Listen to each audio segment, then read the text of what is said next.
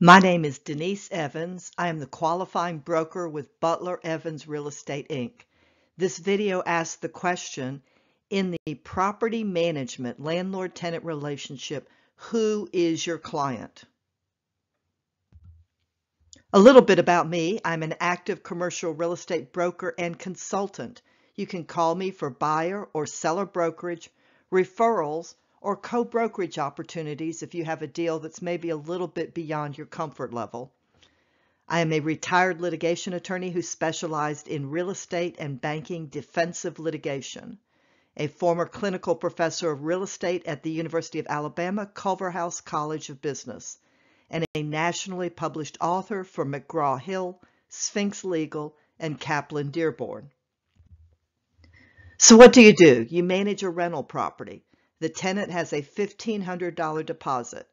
After move-out, the owner reviews the move-out photos and notices there are some fingerprints on a few walls and an outlet cover is chipped. The owner instructs you to forfeit the entire $1,500 security deposit. Do you do it?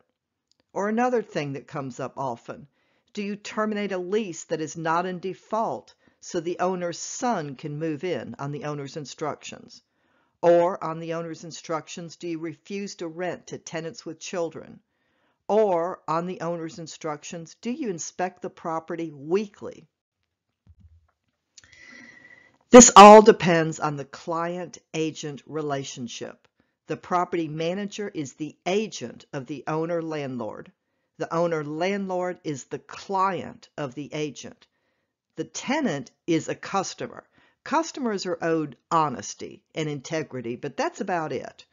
The owner-landlord is the client, and we all know in our hearts we owe clients a greater responsibility than we do customers.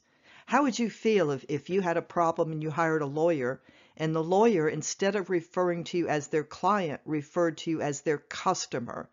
Wouldn't you lose a lot of that warm, fuzzy feeling? That's the difference between clients and customers. Agents are legally obligated to follow the instructions of their clients unless the instructions are clearly illegal or the contract gives the agent the authority to make those particular decisions. So let's revisit these common problems we mentioned earlier. The owner instructs you to forfeit the entire $1,500 security deposit. Do you do it? That instruction is not clearly illegal. It might be a really bad idea, and everybody might get sued over it, but it's not clearly illegal. So as much as you would prefer to not follow that instruction, and you think it is unfair, you must follow it. Owner-client tells you to terminate a lease that is not in default so the owner's son can move in. Well, actually, you do not have the ability to terminate a lease, but give the notice of termination. I would say that is not clearly illegal. You can get sued. It's not clearly illegal. Do your best to talk the owner out of it, but if the owner instructs you to give the tenant a notice of termination, the tenant, you have to do it. The tenant will either move out or the tenant won't, and everybody will end up in the courts, but you followed your instructions. The owner instructs you to refuse to rent to tenants with children. That is clearly illegal. That is a violation of the Fair Housing Act. Clearly illegal. You can refuse to follow those instructions. And I hope you're learning to distinguish between clearly illegal and a really bad idea, because maybe everybody's going to get sued. Suppose the owner instructs you to inspect the property weekly.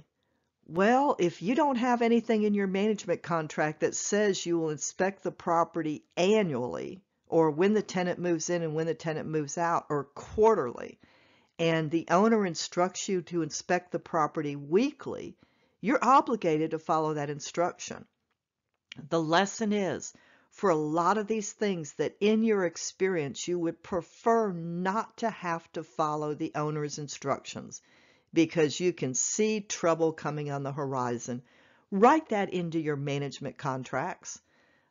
Security deposit forfeitures decisions shall be at the sole discretion of the property manager, for example.